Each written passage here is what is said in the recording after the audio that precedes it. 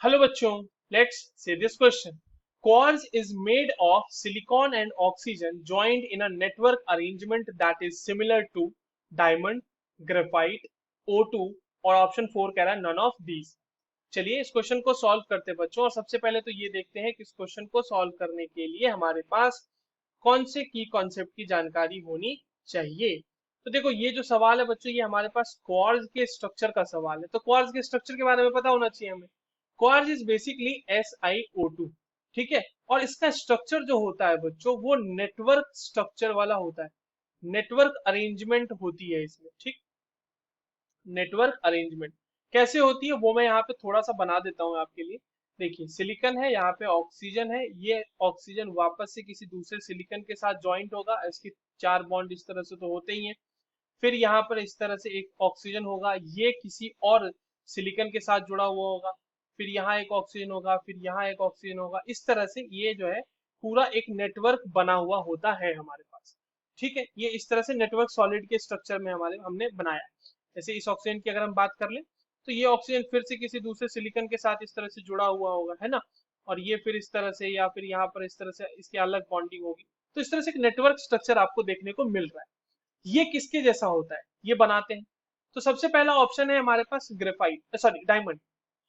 तो डायमंड जो है बच्चों वो हमारा बिल्कुल एक नेटवर्क स्ट्रक्चर की तरह दिखाता है, और वहां पर कार्बन होता है बेसिकली सिलिकॉन और ऑक्सीजन की जगह पे, तो सिर्फ और सिर्फ कार्बन के बीच की बॉन्डिंग होती है वहां पे। तो जैसे मान लीजिए एक कार्बन है वहां पे, इस तरह से ये टेट्राहेड्रली यहाँ से ओरिएंटेड है, ये इस तरह से दूसरा कार्बन लगा हुआ होगा। इस तरीके से आपके पास कार्बन जो है वो पूरा का पूरा एक नेटवर्क बना देता है। ये कार्बन फिर दूसरे कार्बन से जुड़ा हुआ होगा, ये कार्बन फिर दूसरे कार्बन से जुड़ा हुआ होगा, ये कार्बन फिर दूसरे कार्बन से जुड़ा होगा। तो अगेन इस तरह से आपके पास एक नेटवर्क स्ट्रक्चर देखने को मिलता है, और ये भी किसका होता है, डायमंड का होता है। और ये हमने किसका बनाया था बच्चों, क्वार्ट्ज का बनाया था, ठीक है।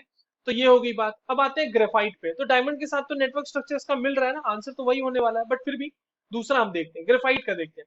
देखिए ग्रेफाइट में नेटवर्क स्ट्रक्चर नहीं होता बल्कि लेयर्ड स्ट्रक्चर होती है। वहां पर कार्बन के जो होते हैं ना, कार्बन के बच्चों वो इस तरह से लेयर बने होते हैं। देखिए मैं आपके सामने एक लेयर बनाने की कोशिश करता हूँ यहाँ पे। ये इस तरह से आपके पास लेयर बने हुए हैं, यहाँ पर एक और कार्बन आ जाएगा, सॉरी ये एक लेयर हो जाएगा यहाँ पे, फिर ये एक कार्बन के साथ इस तरह से जुड़ा हुआ रहेगा, ठीक है। और ये एक कार्बन, और ये इस तरह से यहाँ पर फिर एक कार्बन, ये इस कार्बन यहाँ पे, यहाँ पर भी कार्बन, ये इस तरह एक लेयर ऐसी हो गई।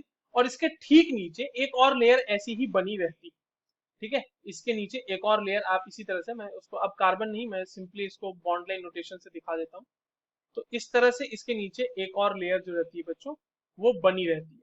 तो ये लेयर्ड स्ट्रक्चर हुआ, नेटवर्क स्ट्रक्चर नहीं है, जहां पे इस तरह से आप देखोगे कि कार्बन कार्बन के बीच जो है इलेक्ट्रॉन्स जो रहते हैं और इंटरेक्शन रहता है। तो ये लेयर्ड स्ट्रक्चर है, और ये लेयर स्ट्रक्चर किसका है बच्चों, ग्रेफाइट का।